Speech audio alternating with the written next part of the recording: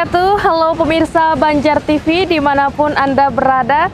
Saya Lina Salina hadir menjumpai Anda dalam Lintas Banua Sepekan. Kita berjumpa edisi Minggu 18 Juni 2023. Seperti biasa pemirsa, sejumlah informasi dan ragam peristiwa menarik dari kota Banjarmasin dan sekitarnya yang telah terjadi 1 minggu ke belakang lalu telah kami rangkum dan akan kami hadirkan menemani akhir pekan Anda. Baik pemirsa, dari kawasan Siring Patung Bekantan kami hadirkan Lintas Banua Sepekan selengkapnya.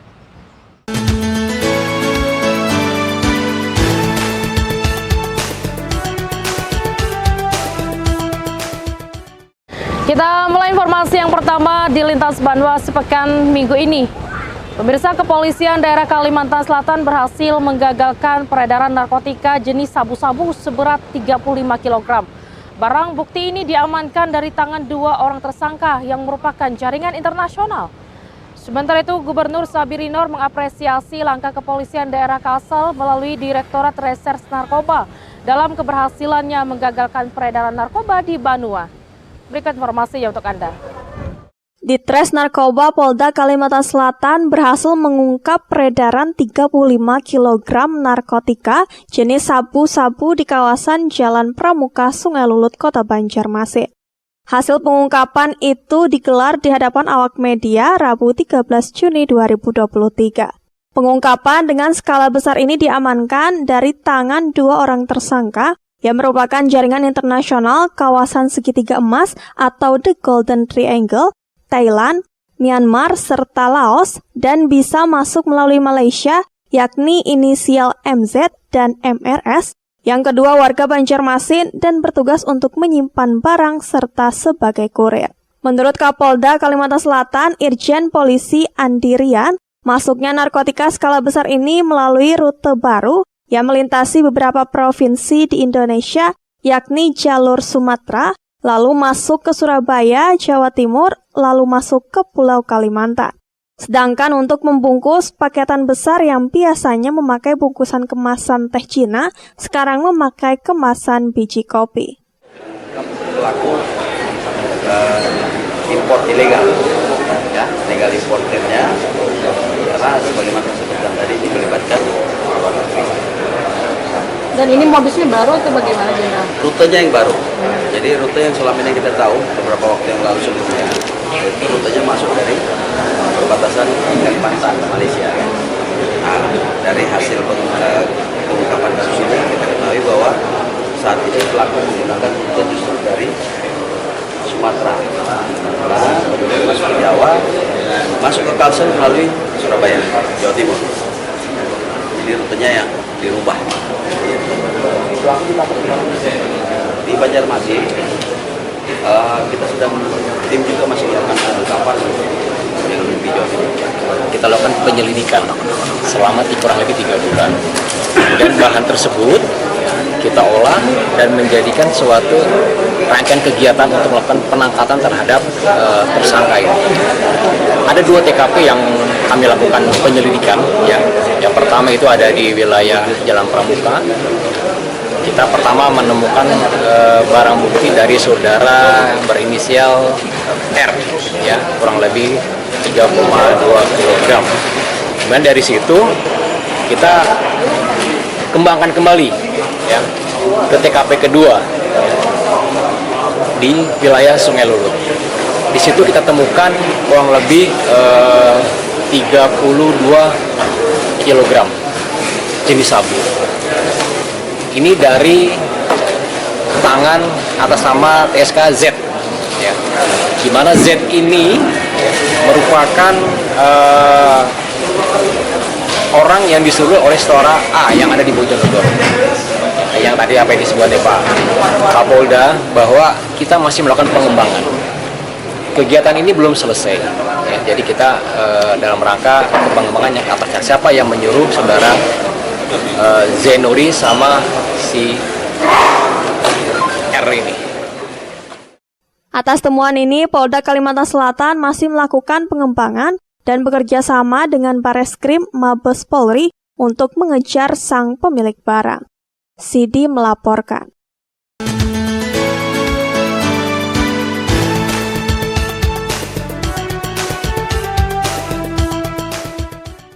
Gubernur Kalimantan Selatan Sahbirin Nur mengapresiasi langkah kepolisian daerah Kalsel melalui Direktorat Reserse Narkoba dalam keberhasilannya menggagalkan peredaran narkoba di Banua. Pasalnya, jika narkoba itu lepas dari tangkapan atau tersebar, maka dampaknya sangat besar bagi masyarakat Kalsel. Karena hal itu merupakan musuh yang nyata bagi masyarakat Banua dan juga seluruh dunia. Bangsa ini juga menjadi sasaran yang empuk dalam rangka penyalahgunaan narkoba. Kita tahu Bapak Ibu hadirin sekalian yang berbahagia, narkoba dalam bentuk yang kecil barangkali dia bisa bermanfaat. Hal itu disampaikan Paman Birin, sapaan akrabnya, pada konferensi pers pengungkapan dan pemusnahan tindak pidana narkotika sebesar 35 kg sabu jaringan internasional di markas Polda Kalsel pada Rabu 13 Juni 2023. Paman Birin menghimbau kepada seluruh pihak agar bisa bekerja sama bagi masyarakat, kepolisian, pemerintah dalam memberantas peredaran narkoba. Sebelumnya, Kapolda Kalsel Irjen Polisi Andi Rian menjelaskan barang bukti yang dimusnahkan kali ini merupakan hasil pengungkapan kasus jaringan lintas internasional dari hasil penyelidikan selama 3 bulan, dengan total tangkapan sebanyak 74 paket atau sekitar 35 kg sabu. Hadir dalam pemusnahan barang bukti tersebut, Ketua DPRD Kalsel Supian Haka dan Rem 101 Antasari serta Kajati Kalimantan Selatan. Sidi melaporkan. Kita ke informasi selanjutnya. Pemirsa, Gubernur Sahbirin Nur menerima penghargaan sertifikat dan plakat kekayaan intelektual komunal Sasirangan Kalsel 2023 oleh staf ahli bidang ekonomi Kemenkumham RI, Luki Agung Binarto, saat gelaran Mobile Intellectual Property Klinik Kalsel 2023 dan launching logo di salah satu hotel di Banjarmasin. Sementara itu, Gubernur Sahbirin Nur menerima penghargaan Tanda Kehormatan Satya Lancana Wirakarya dari Presiden RI bidang pertanian yang diserahkan oleh Menteri Pertanian Syahrul Yassin Limpo saat gelaran Pekan Nasional PENAS ke-16 di Kota Padang. Sasirangan Kalimantan Selatan. Dan sertifikat diserahkan langsung oleh staf ahli Menteri Hukum dan HAM Bidang Ekonomi didampingi oleh PLH Gubernur Kalimantan Selatan Sahbirin Nur secara resmi menerima penghargaan sertifikat dan plakat kekayaan intelektual komunal Sasirangan Kalimantan Selatan oleh Kantor Wilayah Kementerian Hukum dan HAM Kalimantan Selatan di salah satu hotel di Banjarmasin Selasa 13 Juni 2023. Piagam dan plakat hak kekayaan intelektual itu diserahkan staf ahli bidang ekonomi Kemenkumham, Luki Agung Binarto, pada acara Mobile Intellectual Property Klinik Kalsel 2023 sekaligus launching logo. Gubernur Sahbirin Nur mengucapkan terima kasih dan apresiasi kepada jajaran Kanwil Kemenkumham atas kegiatan yang digelar di Kalsel sebagai upaya mendorong masyarakat dan pelaku usaha untuk mendaftarkan kekayaan intelektual. Pemprov Kalimantan Selatan saat ini setidaknya sudah mendaftarkan 33 kekayaan intelektual komunal ke Ditjen Kekayaan Intelektual Kemenkumham dan masih banyak potensi kekayaan intelektual lainnya yang bisa didaftarkan. Dalam hal mencatatkannya gitu ya, sehingga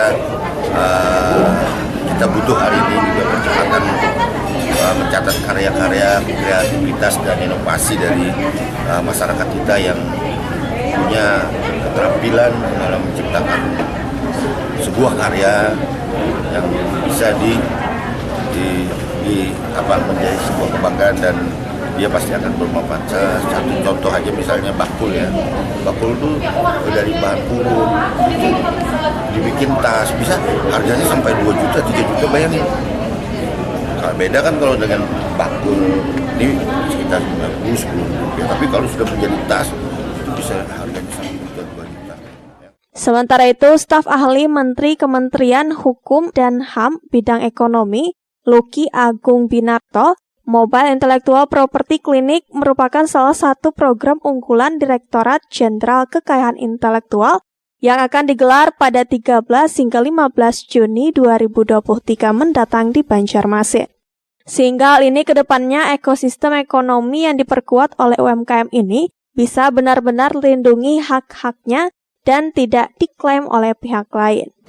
Masyarakat ada yang mungkin belum tahu atau ada yang mungkin terlalu asik dengan produknya, sehingga ini kita secara masif bergerak sama dengan jargon dari Kalsel ini untuk mendatangi masyarakat. Nah itu sebabnya makanya selama 2 hari kita membuka booth, kenapa namanya Mobile IP Clinic, kita mobile di seluruh provinsi di seluruh Indonesia ini. Kita bergerak untuk membuka booth untuk memberikan pelayanan kepada masyarakat, sehingga kita memang benar-benar hadir dan benar-benar memperdayakan apa yang ada, sehingga ekosistem ekonomi ini khususnya yang diperkuat oleh UMKM ini dapat terlindungi hak-haknya.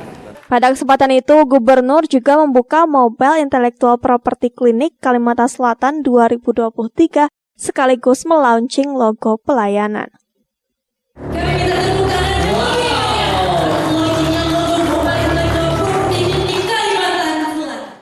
Muhail, Banjar TV.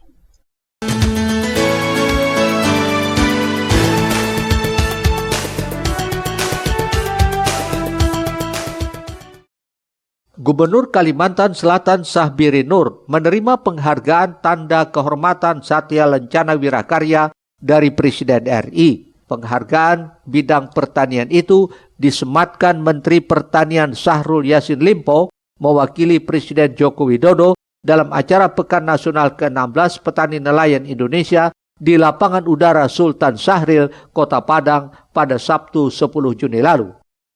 Acara Penas ke-16 tahun 2023 ini dibuka langsung Menteri Koordinator Bidang Perekonomian Airlangga Hartarto mewakili Presiden Jokowi secara virtual.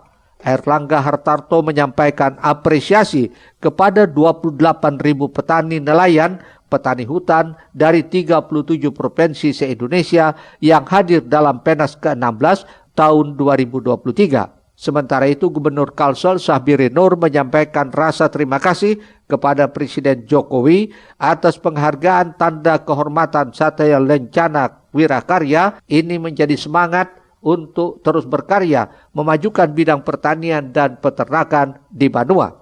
Paman Birin juga menyebut keberhasilan meraih penghargaan Satya Lencana Wirakarya adalah bentuk komitmen dan gagasan keberhasilan inovasi program Siska Kuintip atau Sistem Integrasi Kelapa Sawit Sapi berbasis kemitraan usaha ternak inti plasma. Inovasi Siska Kuintip ini diakui oleh nasional. Program ini adalah sinergi kegiatan peningkatan produksi dan populasi sapi melalui pemanfaatan lahan sawit inti plasma, pemanfaatan limbah industri sawit dan pelepah sawit untuk pakan ternak, penguatan pembiayaan dengan perusahaan perkebunan kelapa sawit, dan penguatan rantai pasok ternak dan hasil ternak. Ketersediaan pasokan telah terbentuk 20 klaster Siska Kuintip yang tersebar di 4 kabupaten, yaitu Tanah Bumbu, Tanah Laut, Barito Kuala, dan Tabalong.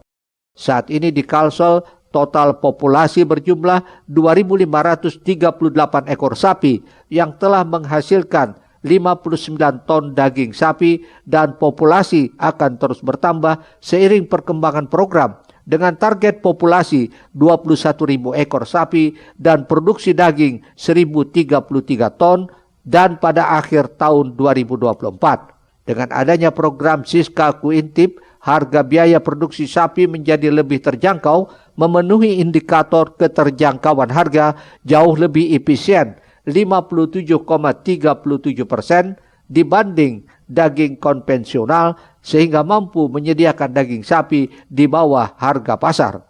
Tim Liputan Banjar TV.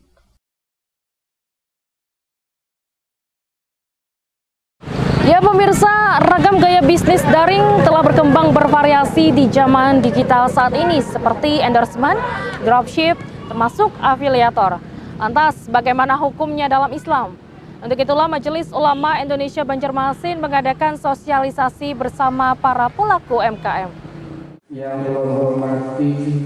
Komisi Pemberdayaan Ekonomi Umat MUI Kota Banjarmasin, pimpinan Haji Khairil Hidayat, menyosialisasikan hukum-hukum Islam di dalam bisnis online yang diikuti sekitar 60 peserta di Aula Kantor Kementerian Agama, kawasan Pulau Laut, Rabu 14 Juni 2023. Banyak materi penting yang didapat para pelaku usaha saat diisi narasumber dari dosen Fakultas Syariah Universitas Islam Negeri Antasari, yang diantaranya harus memperhatikan produk yang diperjualbelikan hingga kejelasan akadnya.